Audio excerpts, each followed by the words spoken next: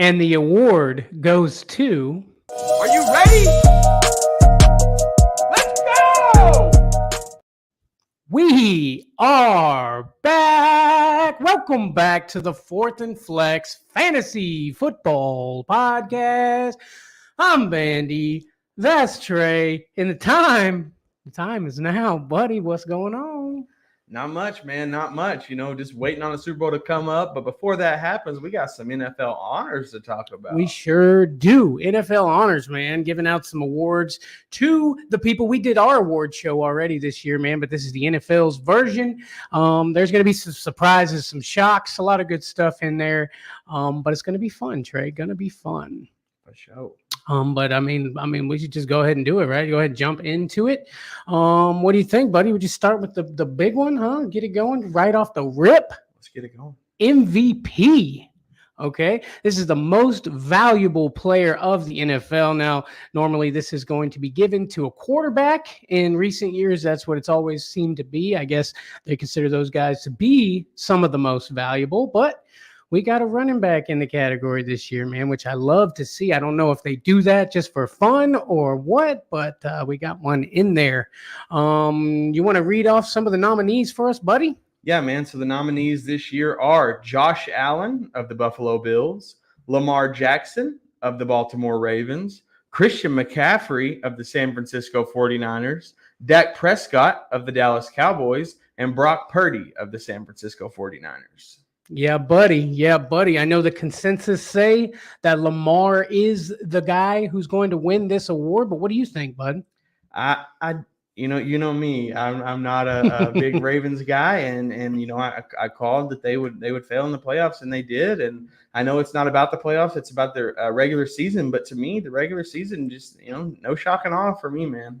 I hear you, buddy. I hear you. Let's kind of go through some of the stats here. Let's kind of see like is this like a political type thing, like these guys to win, or are they really going by how great and valuable these people were? Lamar Jackson, okay, this year threw for 3,678 yards, 24 touchdowns, and 7 interceptions. Not bad. Doesn't feel MVP-ish to me, but not bad. He was, I'd say, one of the most valuable players on that team, but Lamar always is, Trey. Yeah, he definitely wins MVP of the Ravens. I'll give him that. Definitely, my friend, definitely. Okay, and then let's see. Dak Prescott threw for 4,516 yards, 36 touchdowns, 9 interceptions, Trey. Yeah, man. So, as much as I don't like Dak Prescott, to me, that sounds more like an MVP. Exactly, my friend. And that's why I say some of these stats will shock you. I mean, Dak Prescott, look, this guy was like, they were giving him so much crap for the interceptions he threw last year, comes back this year, turns it around with the interceptions, throws for over 4,500 yards, which is incredible. Yeah, man. And I know Lamar Jackson did it on the ground too, and that's a big stipulation to it. But I mean, to me, at the quarterback position, it's all about them yards. You're exactly right, buddy. You're exactly right.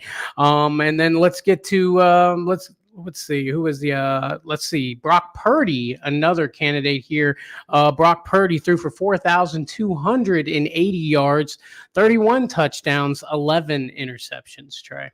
Yeah, I mean, obviously, in 11 interceptions is not the best, but I mean, the stats sound pretty good for MVP.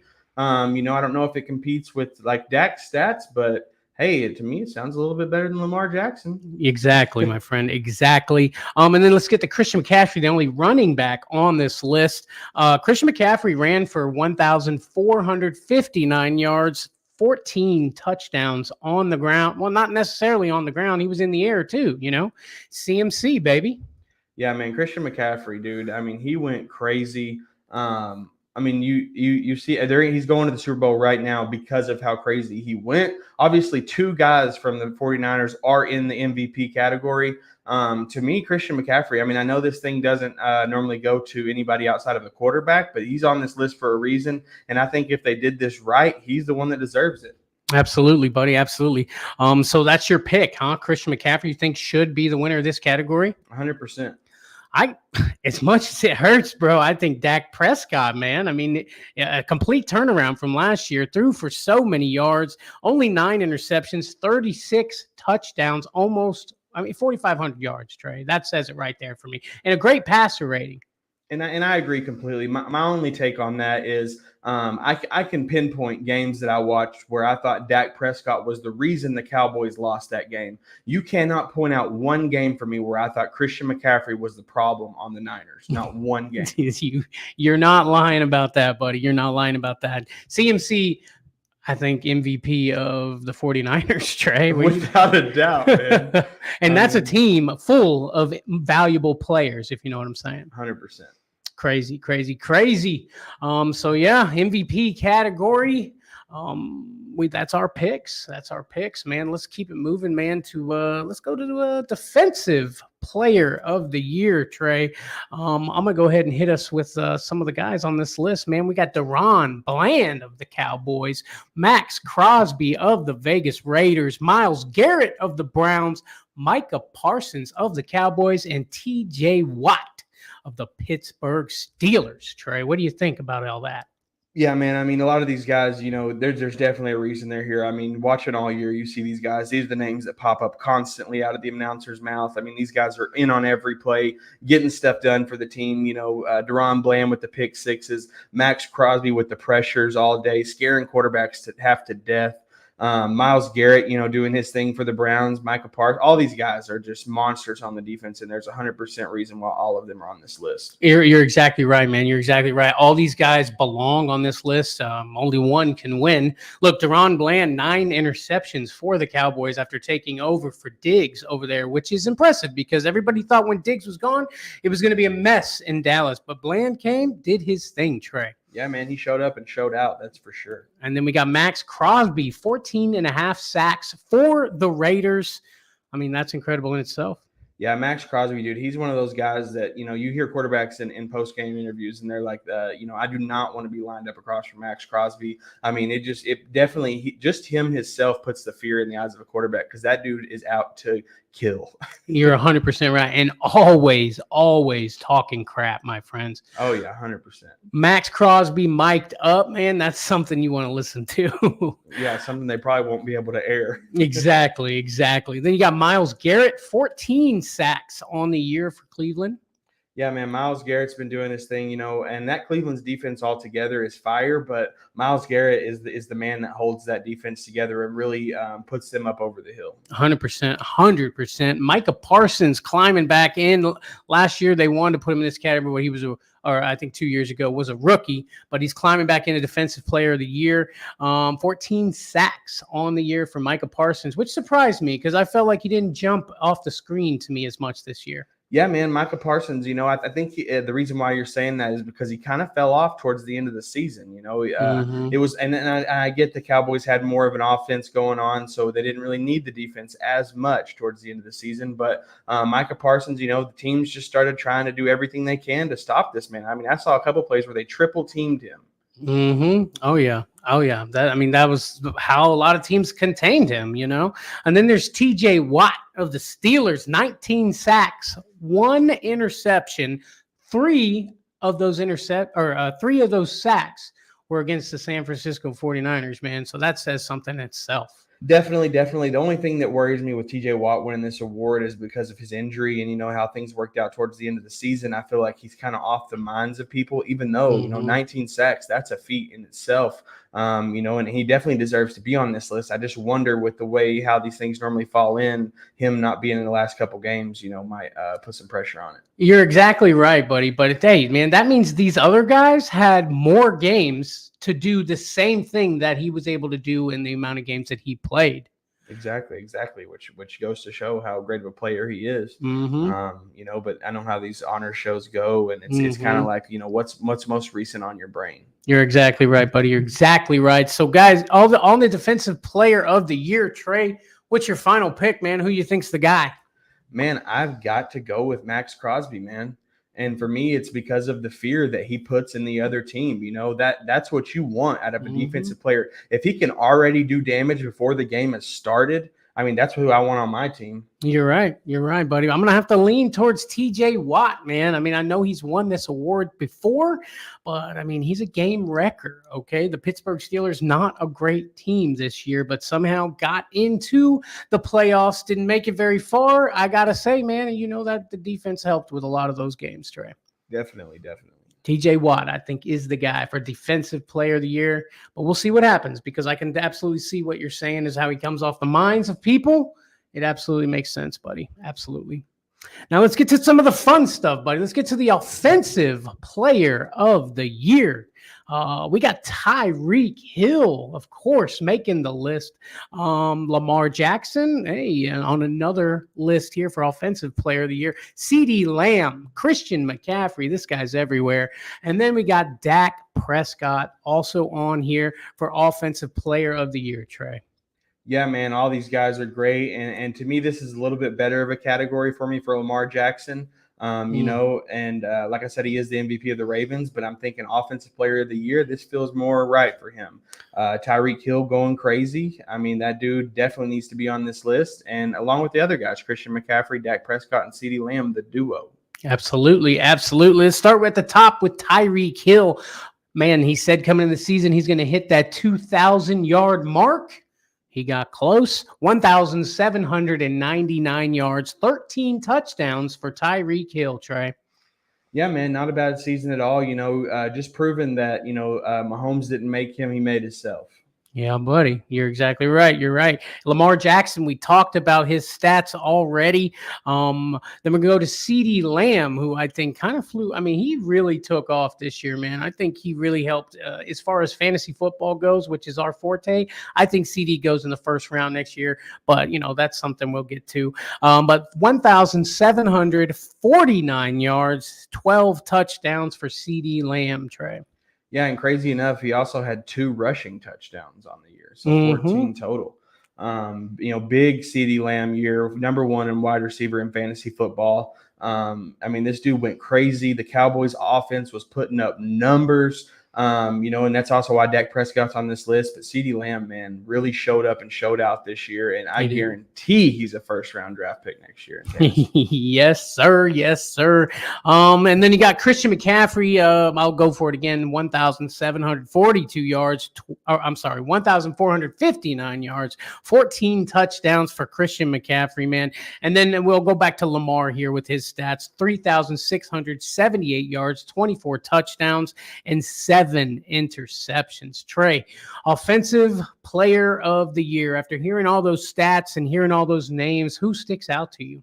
CeeDee Lamb, man. It's got to be CeeDee Lamb, in my opinion. I mean, this dude, when I think of who had the craziest, most intense, you know, greatest performance on offense, stats and everything all combined, in my head, the first thing that pops up is CeeDee Lamb.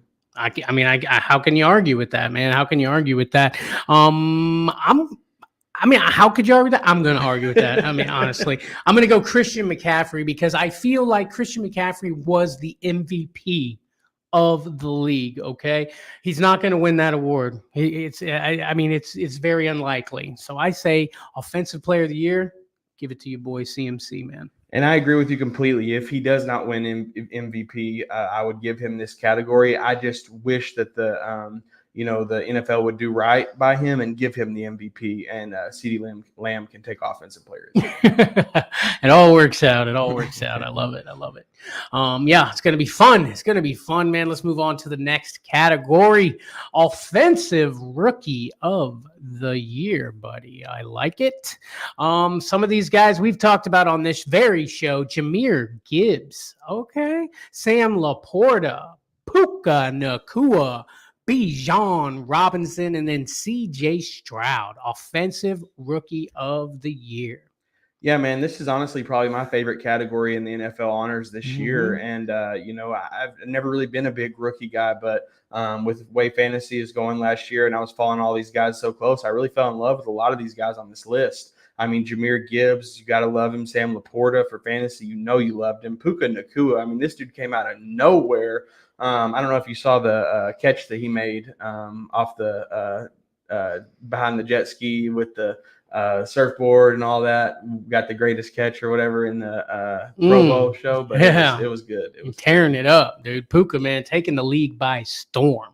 Let's get to some of the stats here. Jahmyr Gibbs, 945 yards on the ground, 10 touchdowns, plenty more receiving yards to add to that. Sam Laporta, 889 yards, 10 touchdowns, both on the Lions. Puka Nacua, 1,486 yards, breaking all kinds of rookie records. I might add 10 touchdowns. Then you got Bijan Robinson, 976 yards, 4 touchdowns. That's a little disappointing. Mr. Bijan. Then CJ Stroud as a rookie, bro, throwing for 4,108 yards, 23 touchdowns, 5 interceptions on the year.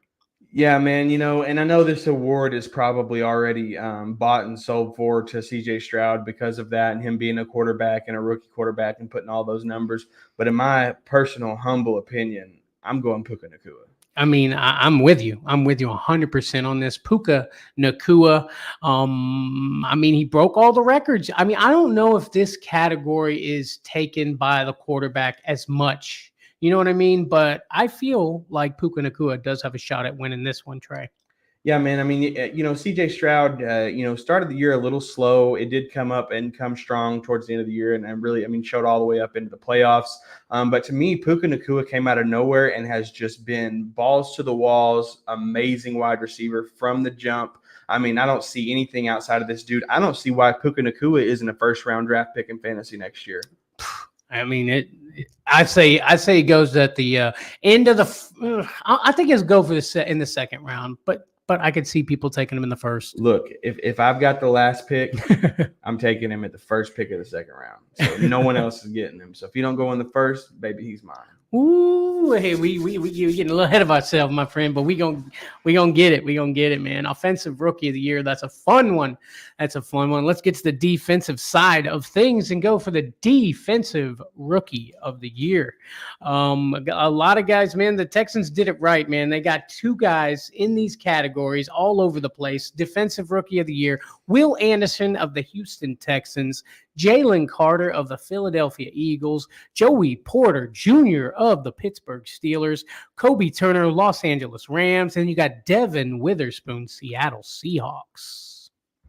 What do you think? Yeah, man, a lot of these guys really showed up and showed out this year as well. I mean, Will Anderson, proven that just a couple people from a draft to your team can really turn it around. I mean, him and CJ Stroud, took this team to the playoffs. They really turned this team around. Jalen Carter, I mean, just being a menace on that defensive line in Philadelphia. Joey Porter, Kobe Turner, and Witherspoon. He's with or without it, he's going to be good.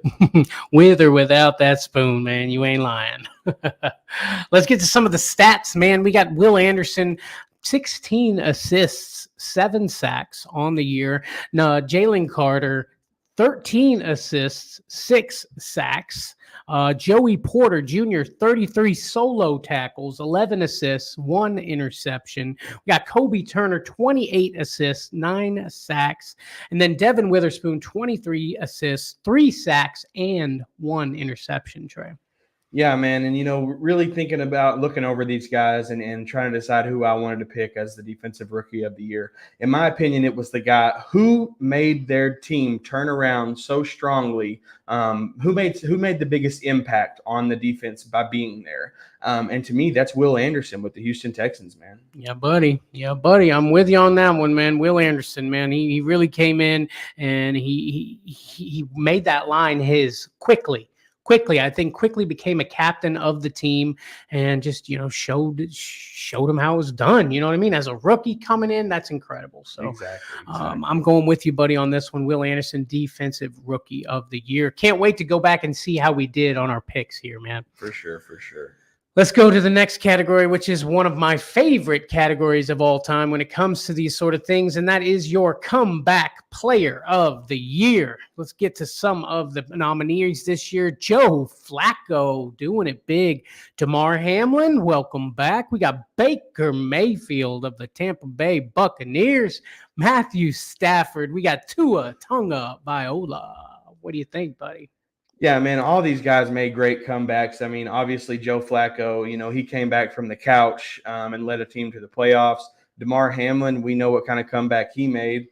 Baker Mayfield, showing us that, just because a team doesn't want you doesn't mean you're not good. I mean, came back, showed up, took his team to the playoffs, and made it far, man. You got Matthew Stafford, who, 2 years ago won the Super Bowl, then last year was a dud, and he came back and almost made it back there, and Tua, another guy who, couldn't stay off of the injury report with concussions, and then showed up and showed out this year and proved that, with a lot of work and dedication, you can protect yourself and still be a good quarterback. That's right, baby. Tua coming back, played every snap.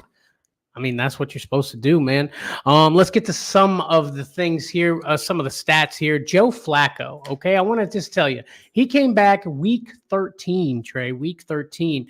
1,616 yards, 13 touchdowns, 8 interceptions. Joe Flacco, what do you think?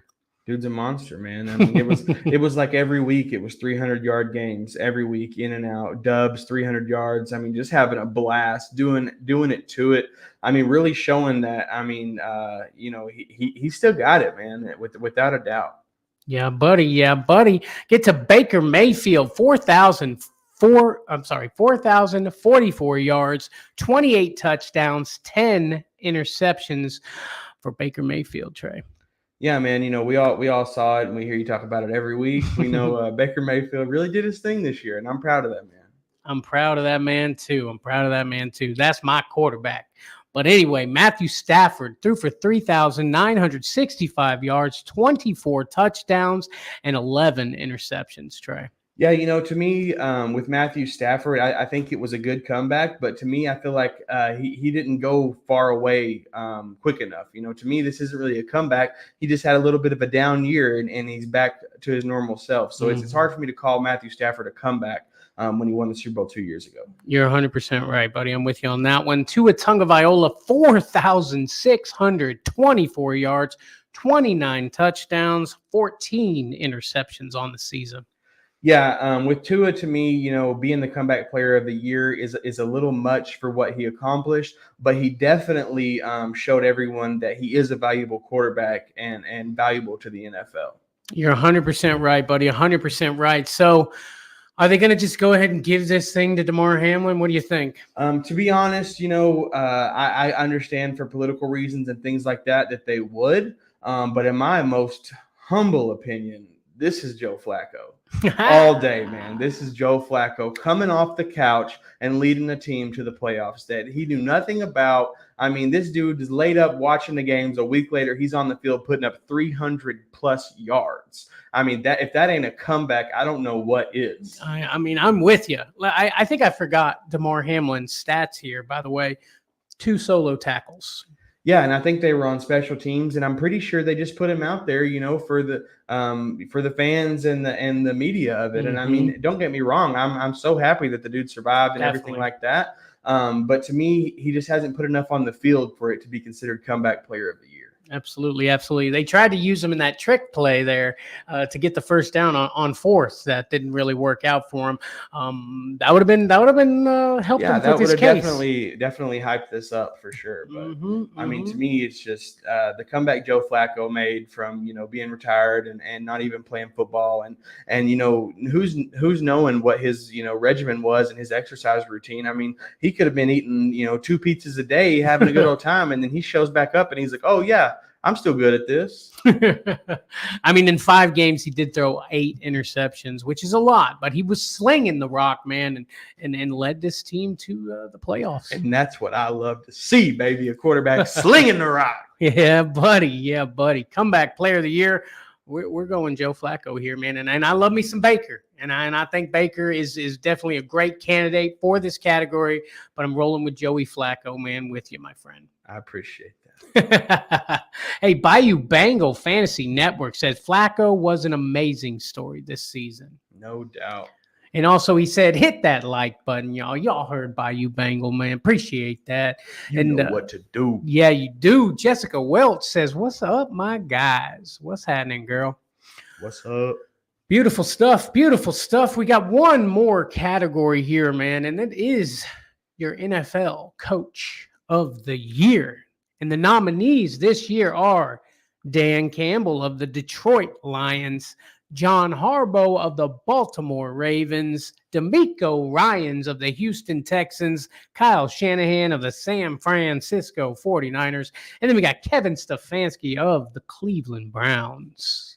Yeah, man, all of these coaches, great coaches. I mean, just starting off at the top there with Dan Campbell. What a story Dan Campbell has done this year and what he's done for the Detroit Lions franchise. I mean, it's amazing where he's turned this team around to. You got John Harbaugh. I mean, the dude is offensive mind is crazy. I mean, I was watching him on the sideline, just the way he was running these things and maneuvering things against that last game in the playoffs. And I really started to look more into Harbaugh and was like, man, this dude really knows what he's doing over there. You got D'Amico Ryans, with the Houston Texans and how they turn things around. Kyle Shanahan, I mean, we know all about Kyle Shanahan and what they're doing these days. I mean, going to the Super Bowl and everything like that, that's got to mean something. Kevin Stefanski with the Cleveland Browns, making it with whoever he needed to at quarterback. I mean, they had several different guys in that position.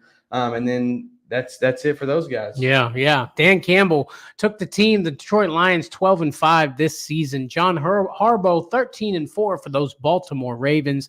D'Amico Ryans, 10-7 for a Houston Texans team that was just nothing last season. Kyle Shanahan goes 12-5 with those San Frans in the Super Bowl. Then we got Kevin Stefanski going 11-6 with like 11-6 quarterbacks. You know what I'm saying? No doubt. Man, and looking at all these guys, I mean, all these guys are great, like I said, and I think they all deserve Coach of the Year. But if I had to just narrow down and pinpoint one, man, thinking about who should be the Coach of the Year, to me, it's a coach that's going to lead his team, that's going to provide the strength and leadership that this team needs, really, and stand his ground, you know what I mean? Because a lot of people hated on this man in the playoffs whenever he went for it on fourth down, but that's what he does. That's who he is, and standing on that ground and riding with it, I've got to go Dan Campbell, Coach of the Year, man. I just want to stand up and clap right now, my friend. Dan Campbell, yeah, absolutely, man. Great for Coach of the Year. I'm with you. Dan Campbell taking it. D'Amico Ryans coming in a very, very close second, man, for taking a Houston Texans team and doing amazing things with it. But I think you're right, buddy. I think Dan Campbell is the answer here. He turned an organization around, said that they needed to establish how to be great. He's done that. And I think this team's going to be even scarier next season, Trey. Without a doubt. And another thing, looking at these lists of coaches of nominees for the Coach of the Year, thinking about it, I'm like, if I were tomorrow to join the NFL, if I wanted to pick one of these guys to get me ready to play in the league, it's nobody else besides Dan Campbell. Yeah, man, that's a great way to look at it. Honestly, like I feel like that guy would motivate you like crazy. So 100%, man. I mean, I would do anything you said. Yeah, I would too, buddy. I would too. Yeah, great stuff, man. NFL honors coming up on Thursday night, man. A lot of great stuff going on. Keegan-Michael Key hosting the show, man. Gonna be fun. Guys, if you look down in the description, you can now join us and be a part of our team. Be a Flexaholic and join the Flexaholics over here. Big stuff coming for Fourth and Flex. Should we go ahead and tell them about the No. Stay tuned. Stay tuned. Okay. All right. I ain't about to spill the beans. I tried. Trey wouldn't let me. Stay tuned. You heard him. But yeah, guys, don't forget to hit that like button and subscribe to your boys over here at Fourth and Flex. Thank you guys so much for watching. We shall see thee on the next one. Peace.